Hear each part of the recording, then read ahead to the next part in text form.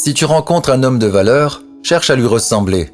Si tu rencontres un homme médiocre, cherche ses défauts en toi-même. Quand un homme a faim, mieux vaut lui apprendre à pêcher que de lui donner un poisson.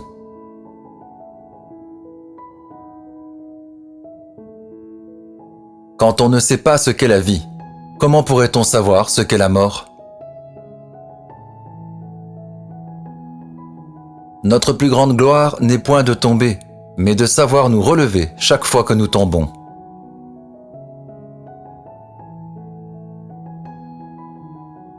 L'erreur est égale, que l'on dépasse les bornes ou que l'on reste en deçà.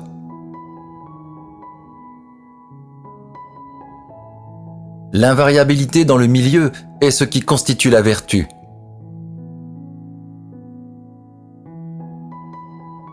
Mieux vaut étudier que jeûner tout un jour et veiller toute une nuit pour méditer en vain.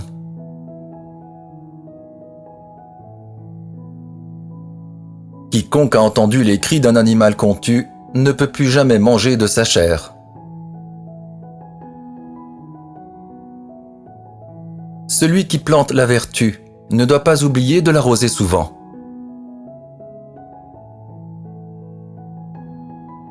La vie de l'homme dépend de sa volonté. Sans volonté, elle serait abandonnée au hasard.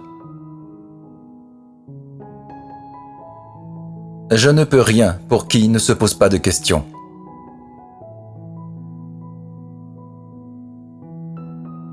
Le sage ne s'afflige pas de ce que les hommes ne le connaissent pas. Il s'afflige de ne pas connaître les hommes. Le sage a honte de ses défauts, mais n'a pas honte de s'en corriger.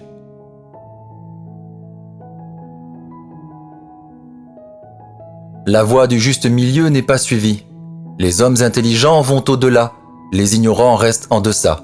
Les sages veulent trop faire, et l'homme de peu, pas assez. C'est ainsi que tout homme boit et mange, et peu savent juger des saveurs. L'homme de bien est droit et juste, mais non raide et inflexible. Il sait se plier, mais pas se courber. Le commerce du sage est sans valeur et il perfectionne.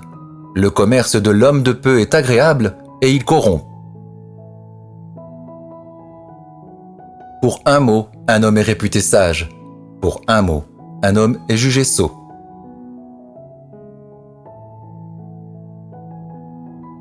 Se peut-il qu'un homme soit moins sage qu'un oiseau?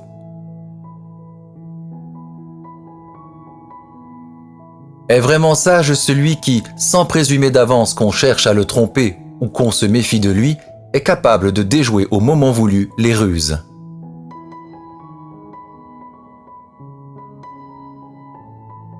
L'homme de bien se révèle dans les grandes occasions. L'homme de peu ne s'accomplira jamais que dans les petites tâches.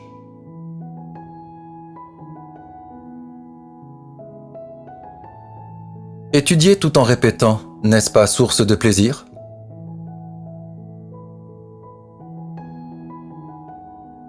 La prodigalité conduit à l'arrogance et la parcimonie à l'avarice. L'arrogance est pire que l'avarice.